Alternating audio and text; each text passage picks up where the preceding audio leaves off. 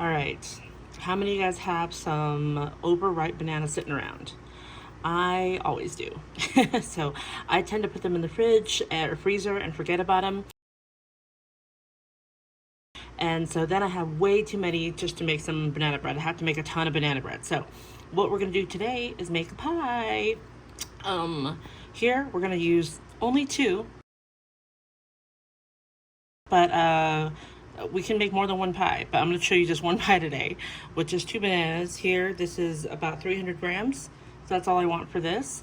But the rest of this, I'm going to show you more banana recipes later. So today we're going to add it to a black sesame banana pie. We always need more black sesame recipes out here, okay? Who doesn't love black sesame? And if they don't, it's because they haven't had enough recipes to eat it in. All right, so this is two bananas, and we're going to puree this. You could do that in anything you puree things in. It could be a food processor, it could be a blender, they all work. I'm gonna go for food processor just because I have it right here and ready to go. For this banana black sesame pie, I don't want a chunky texture, so I'm gonna smooth puree it, which is different from what I would do for like a banana bread. Also, like I said, usually I have these in my freezer. They are so gooey, watery, they puree really fast.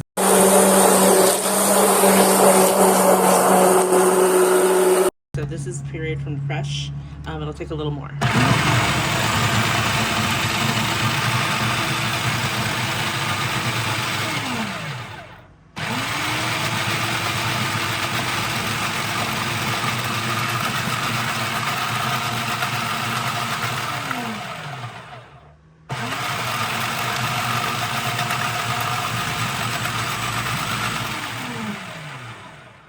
All right, that is done. You see how smooth that is. I'm gonna pour that into a bowl. All right, we have 3 ounces of cream cheese. It'd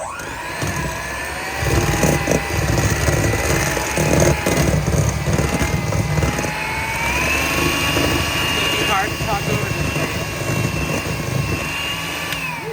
Just getting it a little loose, and then I'm gonna add our sugar. This is about half a cup, 50 grams. And beat those together pretty well.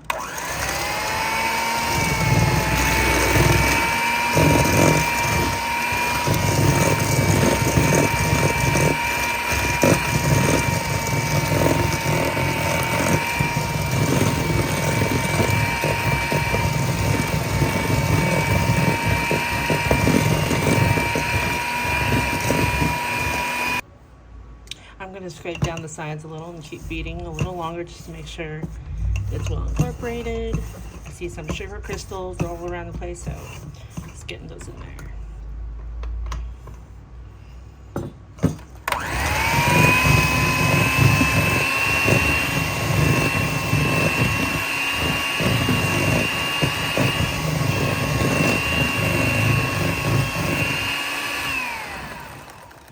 Right now I have 2 eggs. I'm going to beat them one at a time. See if I pre-cracked them just in case. Can I get one? This is all the white. There you go, good enough. I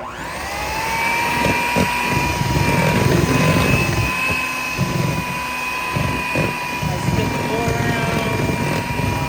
Get it. Of course, it's probably best to scrape your bowl on top.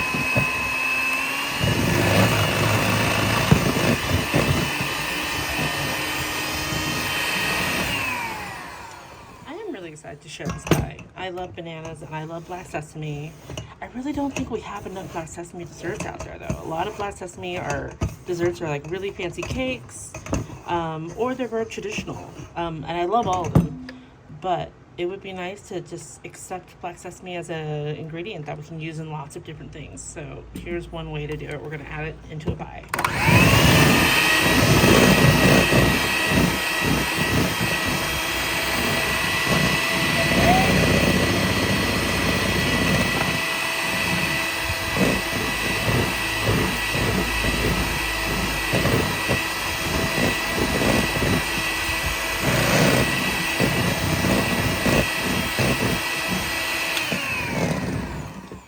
To this, I'm gonna add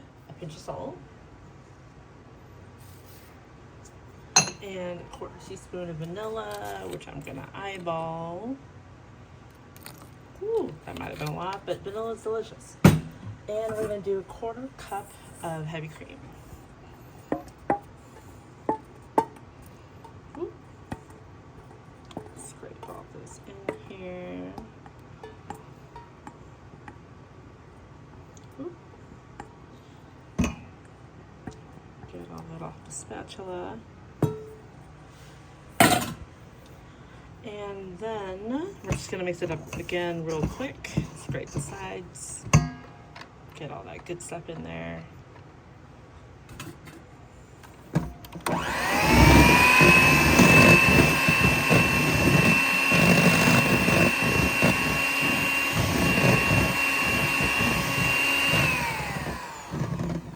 Okay, now we're gonna talk black sesame. I'm just gonna add black sesame in two different ways here. We have the black sesame paste, which comes in a jar. My label fell out because it was all combined with the top.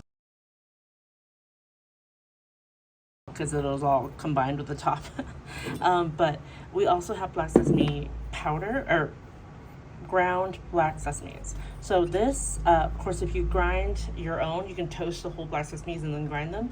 But I cheated and I bought the pre-ground. This is accessible. It's really, really nice to have. I'm sure if you toast and grind your own, it'd be a lot, there'd be a lot more nuance. That would be delicious and amazing. But I am gonna make this easier to do for us. So if you can buy this, is great. And then we're gonna do both. I'm gonna scrape this in.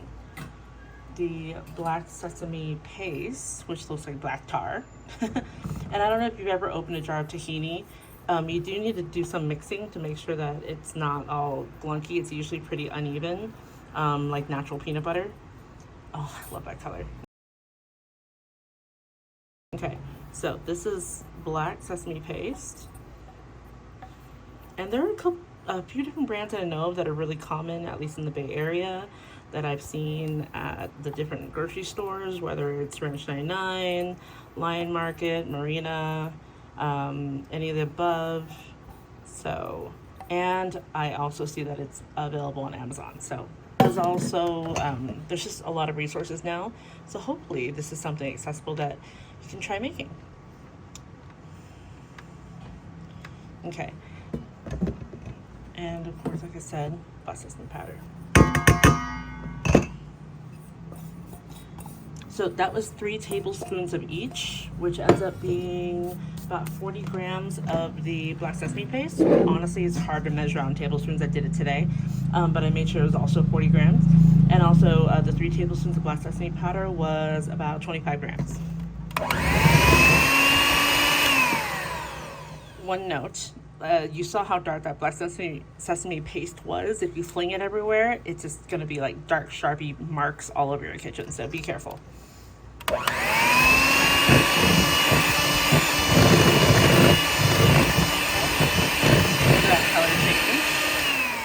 was just a quick mix, and now we're gonna add our 300 grams of banana, which for us was about 2 large bananas. So you might go with 3 mediums.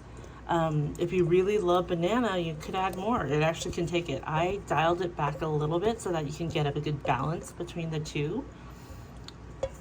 The banana adds, especially, like, there's just a lot of aroma that I think if you don't think about it, you forget how aromatic ripe bananas are. It's amazing. And then the toasty and nuttiness of the black sesame. So yeah, banana also adds a little bit of texture, which is nice and fun. So that's it. So we got everything in here. We're gonna mix it all up one more time and scrape the bottom, and we're gonna pour it.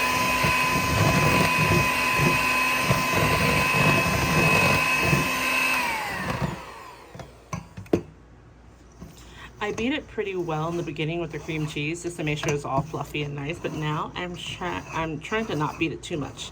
We actually don't want too much air incorporated in it. When you do any kind of liquid filling that's kind of a custard, there's eggs in here. When you bake it up, it might pop up a lot, which looks gorgeous coming out of the oven, but then it'll fall. And if it's a really tall puff, it'll crack when it falls. So I do that all the time. It still tastes amazing. I just try to remind myself to avoid it.